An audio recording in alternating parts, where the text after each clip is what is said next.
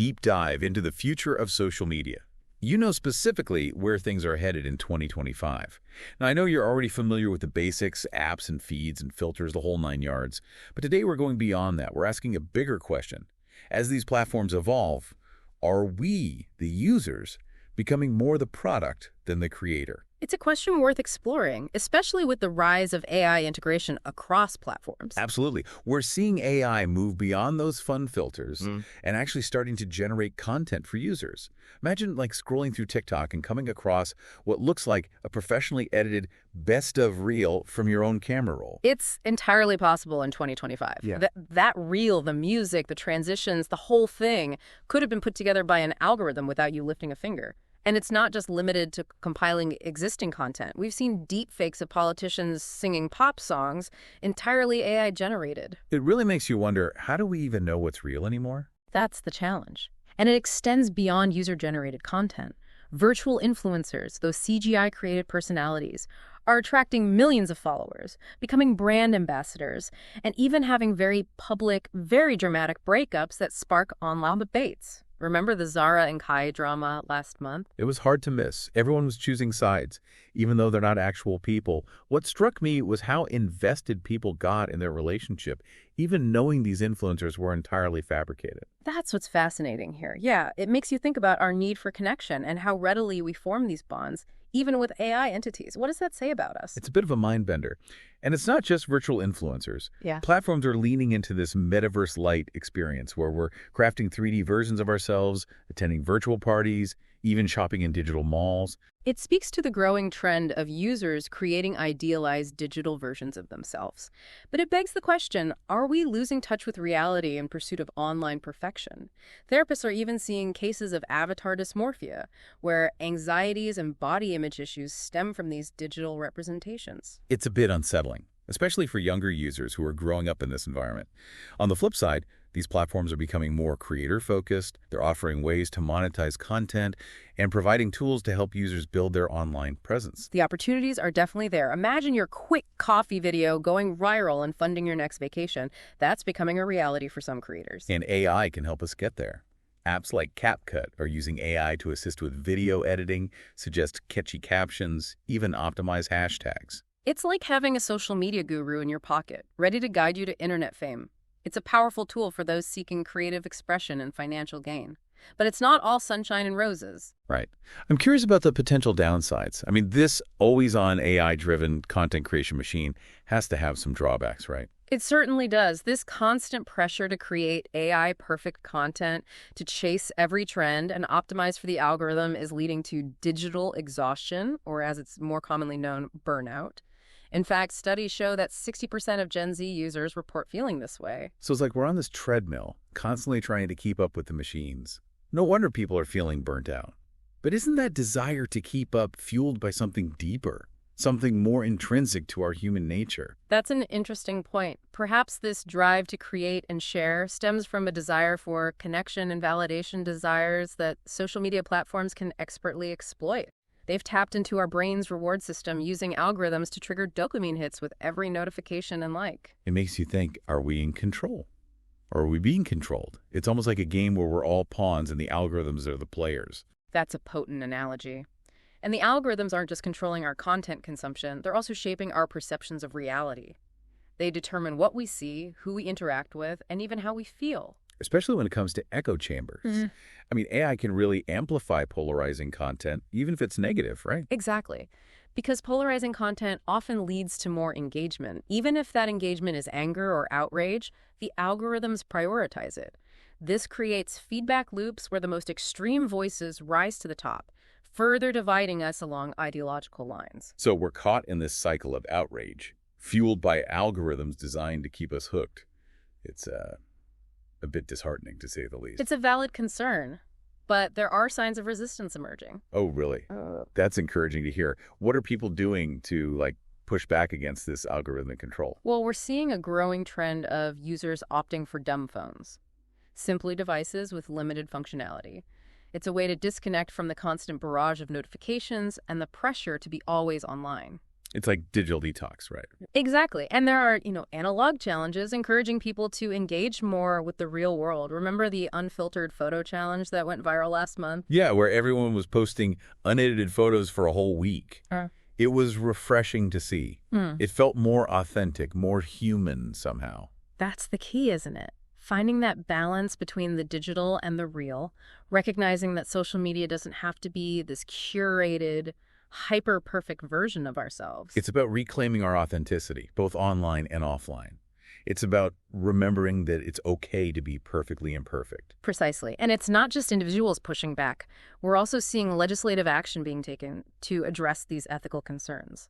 The European Union recently passed a law banning AI manipulation of feeds for users under 18. That's a big step. So lawmakers are starting to recognize the potential harm of these algorithms, especially for younger users.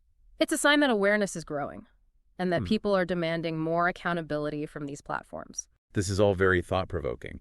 It feels like we're at a crossroads where we have to make a conscious choice about how we want to interact with social media.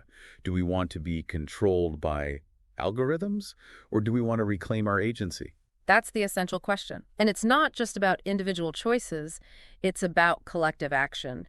It's about demanding more transparency from these platforms, more control over our data, and more ethical considerations in the development of these powerful technologies. It sounds like we need a paradigm shift, a move away from the current model, which seems to prioritize profit over people.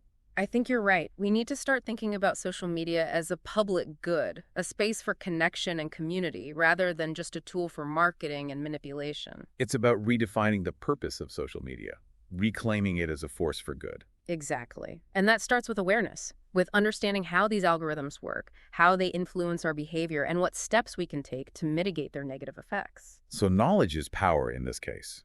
The more we know, the better equipped we'll be to navigate this complex digital landscape. Absolutely. And the more we share this knowledge, the more we empower others to make informed choices. It's about having those conversations, about being critical thinkers, and about demanding better from the platforms we use. It's about taking back control of our digital lives. But what does that look like in practice? What are some tangible things we can do to reclaim our agency and create a more human-centered online experience? Well, for starters, we can be more mindful of our usage, setting limits on screen time, choosing to engage with content that uplifts and inspires us, and taking regular breaks from social media altogether. So it's about being more intentional about our online interactions. Exactly. It's also crucial to be aware of the information we're sharing. The data we provide fuels these algorithms, so the more we share, the more power we give them. It's like we're feeding the beast. In a sense, yes. But we can choose to be more discerning about what we feed it. We can also support platforms and creators that prioritize ethical practices and user well-being. So voting with our likes and follows. Precisely. Our choices, both individually and collectively, can shape the direction of the social media landscape. That's empowering to think about. Yeah. We're not just passive consumers. We have the power to influence the evolution of these platforms. Absolutely. The future of social media is not predetermined. It's a dynamic, evolving space that's constantly being shaped by the actions of its users. So we have a responsibility to use our voices and our choices to create a digital world that reflects our values, one that prioritizes human connection, authenticity, and well-being. And that fosters critical thinking, empathy, and a sense of shared responsibility. It's about building a better digital future together. A future where technology serves humanity rather than the other way around. It feels like, we're on the cusp of something big here, a potential turning point in how we interact with social media. I agree. There's a growing awareness of the need for change, a desire to create a digital world that aligns with our values. But change doesn't happen overnight. It takes effort, it takes awareness, and it takes action. Exactly. It starts with recognizing that we have a choice. We can choose to be mindful of our usage, to set boundaries, and to engage with these platforms in ways that empower us rather than deplete us. So it's not about abandoning social media altogether. Right. It's about using it more consciously. Precisely. It's about being selective about the content we consume, the accounts we follow, and the information we share. It's about curating our digital experience, much like we curate our physical spaces. That's a great analogy. We wouldn't fill our homes with things that bring us down or make us feel inadequate. So why do we tolerate that in our online spaces? It's about recognizing that our digital well-being is just as important as our physical and mental well-being. Absolutely. And it's about recognizing that we have a collective responsibility to shape the digital landscape. So what can we do as individuals to contribute to this collective effort? Well, for starters, we can support platforms and creators that are prioritizing ethical practices and user well-being. Voting with our clicks and follows, so to speak. Exactly. We can also use our voices to advocate for change. We can demand more transparency from these platforms, more control over our data, and more consideration for the impact of these technologies on our society. So it's about using our collective power to influence the direction of the industry. Precisely. Remember, these platforms are ultimately businesses. They respond to market forces.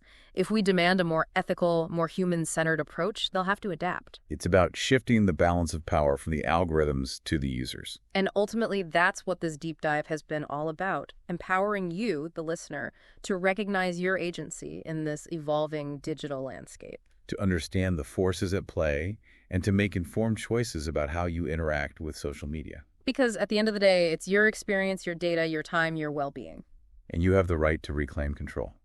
So as we conclude this deep dive, I encourage you to ask yourself, what role do you want to play in shaping the future of online interaction? What steps can you take today to create a digital experience that aligns with your values and supports your well-being? Remember, the future of social media is not predetermined. It's a conversation that's still being written. And your voice matters. So speak up, engage thoughtfully, and demand better. Thanks for joining us on this deep dive. We hope it's given you some food for thought and inspired you to take action. Remember, the power to shape the digital future is in your hands. Until next time, stay curious, stay connected, and stay empowered.